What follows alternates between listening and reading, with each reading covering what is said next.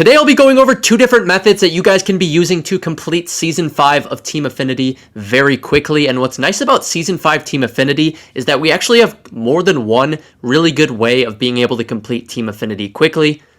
And if you still are playing this game a decent amount, I would suggest trying to finish off Season 5 of Team Affinity just because you get tons of good players along the way. Plus, from the Season 5 Team Affinity collection, we know we will get a 99 Bellinger and 99 Brian Reynolds. Both of those cards look really, really good, and that's just to name a couple.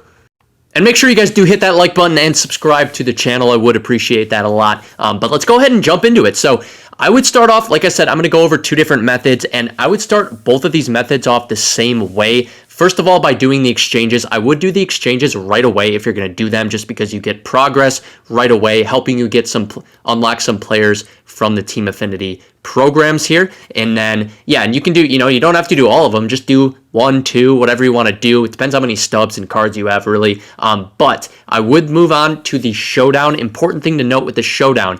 First of all, it is 20,000 Team Affinity points, which means you will, if you just do the Showdown, unlock 2 players from all of the National League or American League, depending on which one you do.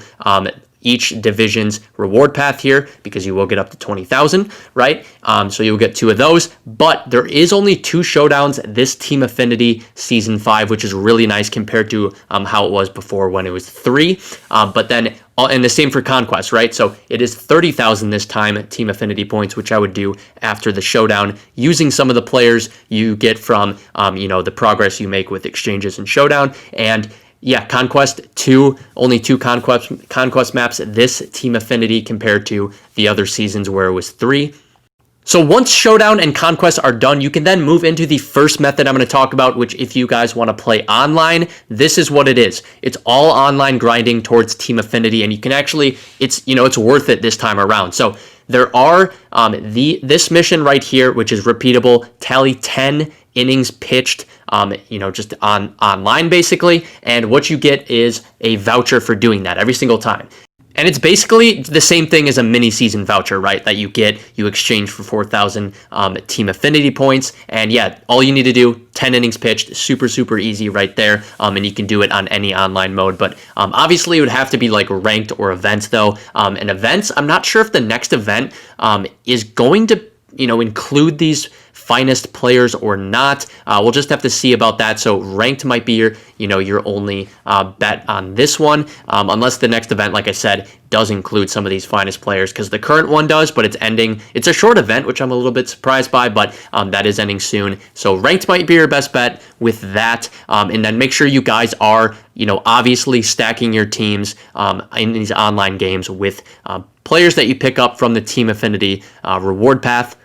And something that's important to bring up here is you do get more PXP for playing online, per double, per home run that you hit. However, you will likely not be racking up the stats that you would by playing, rookie offline grinding. But overall, it does reward you well. You're gaining progress towards the PXP missions. You're getting the vouchers. If you're playing ranked, you're grinding through the ranked program, gaining XP, all of that. So really good method, in my opinion, for online. But then shifting our focus over to the other method.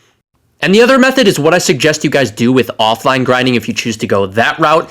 So basically, you're going to have the exchanges, Showdown, and Conquest done. After that, I would go over to the Team Affinity 5 mini seasons right here and go on over to the goals. And remember, it's the same as the last couple Team Affinities, where there is the repeatable win for every 5 mini season game you win, you do get 1 voucher. And then once you make the playoffs, you will get another voucher. And then you will get a couple for making the championship series. And then you will get 3 for winning the championship series. So a lot of vouchers, and you probably just have to do like 1 mini seasons, and then maybe I'll talk about after once we get there. But then basically stack your team then with all of these Team Affinity program players, and make sure when you guys choose your Team Affinity program players, don't just mindlessly do it. Make sure you guys are paying attention to what position you're picking, because you don't want a ton of duplicate, like let's say outfielders. You want to be making sure you're getting some infielders, some outfielders, some pitchers, just so your team is, you have a team full of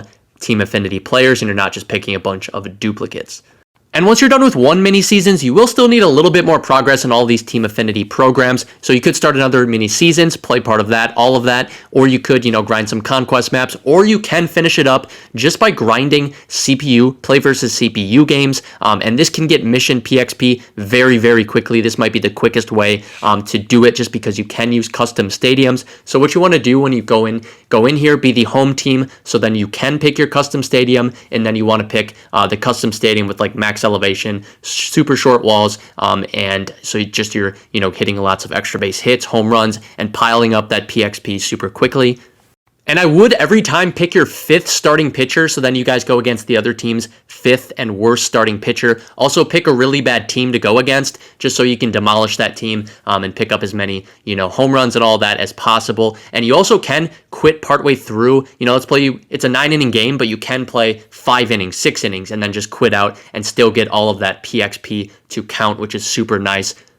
And as far as which missions you guys should be doing, once you get a good ways through these Team Affinity programs, I would suggest either stacking your team full of these Team Affinity bosses, because you do have the repeatable mission, which gets you a lot of Team Affinity points, but then you have these individual ones as well that'll help get you Team Affinity points for those bosses. Or you could also stack your team full of players from like 1 to 2 of these teams, your entire team full of like, let's just say Rays players, right? And you can grind, whatever it is, mini seasons, play versus CPU, and get through those quickly, because that's 5,000 Team Affinity points for those team build ones. So those team build ones are a very good option as well and are repeatable. And yeah, just finish off the Team Affinity programs by grinding out those PXP missions on either play versus CPU mini seasons or online. Whatever you choose to do is the way to do that. And that's pretty much it. But let me know what you guys think about Season 5 of Team Affinity, which cards you guys are looking forward to grinding for. And that's pretty much it, though. I do appreciate you guys for sticking around through the end of this one and watching. I'll see you guys in the next video. Peace.